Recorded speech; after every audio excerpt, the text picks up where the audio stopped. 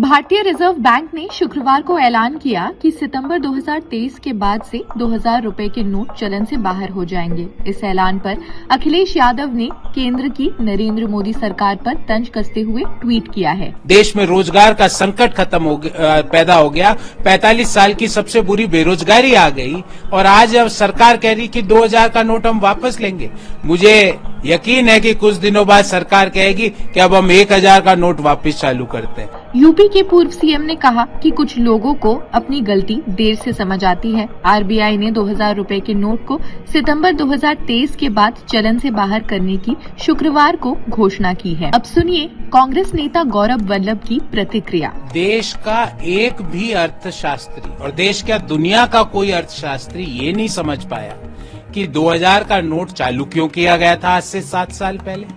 और एक भी अर्थशास्त्री, में यकीन मानो, मैं दावे के साथ कहता हूं, ये नहीं समझ पाएगा कि आज उसको वापस क्यों बंद करने का निर्णय लिया गया।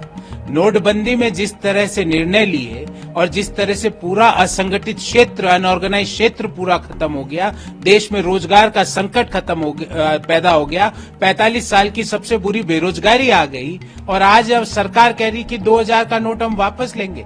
मुझे यकीन है कि कुछ दिनों बाद सरकार कहेगी कि अब हम 1000 का नोट वापस चालू करते हैं। और यही बिना तैयारी के, बिना सोचे समझे लिए गए निर्णयों का खामियाजा आज देश भुगत रहा है। भारत की करेंसी भुगत रही है जो अपनी विश्वसनीयता खोती जा रही है, लोगों में हंसी का पात्र बन रही है। लोग अपने जेब में 100 रुपया रखते हैं, 500 रखते हैं, सब बोलते हैं यार ये कल तक रहेगा कि नहीं, इसका भी पता नहीं।